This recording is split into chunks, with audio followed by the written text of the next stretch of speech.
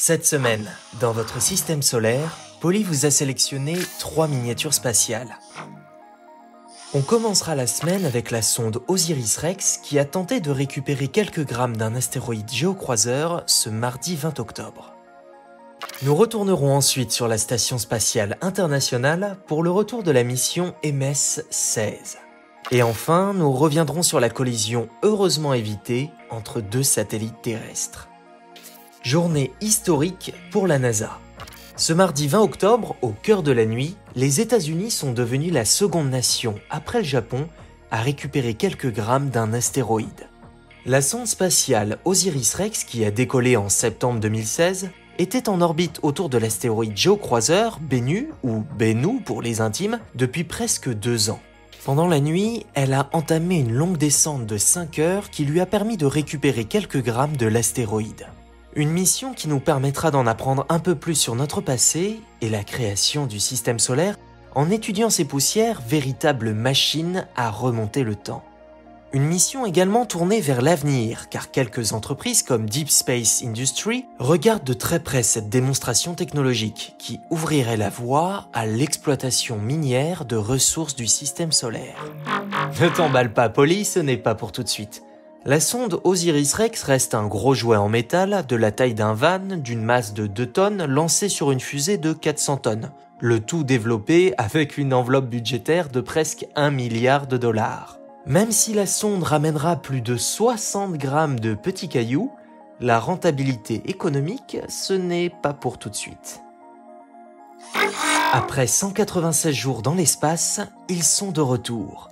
Les cosmonautes russes Ivan et Anatoly, ainsi que l'américain Chris, sont revenus sur Terre mercredi 21 octobre. Ils ont pu atterrir comme prévu dans les plaines du Kazakhstan à bord de la capsule Soyouz MS-16. Cela fait presque 20 ans que le premier équipage est arrivé dans la Station spatiale internationale, presque 20 ans que les humains ont une présence continue en orbite basse, et presque 20 ans que des astronautes et des agences de tous les pays collaborent dans l'espace. À quelques jours de cet anniversaire, les membres de l'expédition 63 portent un beau message. C'est peut-être le défi le plus important auquel nous faisons face dans l'espace, la collision en orbite de satellites. Il y a 2 semaines, un étage de fusée chinoise et un ex-satellite russe ont fait trembler de nombreux acteurs du spatial. Et pour cause, les 2 corps inertes sont passés à une dizaine de mètres l'un de l'autre à une vitesse relative de 14,7 km par seconde. Un scénario catastrophe qui aurait instantanément transformé ces 2 missiles incontrôlables en des milliers de petits éléments eux aussi incontrôlables. L'accumulation des débris spatiaux sur l'orbite terrestre menace de plus en plus notre accès à l'espace. La multiplication de ces débris qui peuvent détruire n'importe quel vaisseau, sonde ou satellite n'est malheureusement pas assez prise en compte actuellement. Un seul démonstrateur a été lancé et seuls les plus gros débris sont suivis depuis les stations au sol. Tout comme le changement climatique, si des actions correctives et préventives ne sont pas prises en compte rapidement, la complexe machine risque de s'emballer. Même si certains acteurs comme Rocket Lab essayent de désorbiter leurs fusées, l'investissement des acteurs du spatial n'est pas forcément au rendez-vous.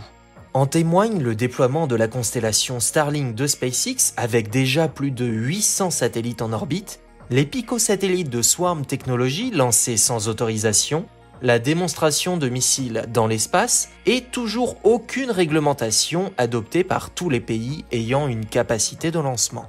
L'espace est définitivement le Far West du 21e siècle. Et voilà, c'est tout pour cette semaine. Polly reviendra très vite avec sa sélection de miniatures spatiales. N'est-ce pas, Polly? N'hésitez pas à nous rejoindre sur Twitter et sur Instagram. Si vous avez des questions auxquelles vous aimeriez que Polly réponde, ou que vous trouvez que cet énième format sur l'actualité spatiale est très original, n'hésitez pas à nous en faire part dans la section commentaires de la vidéo. Quant à moi, je vous dis à très vite, je vais ranger la chambre de Polly.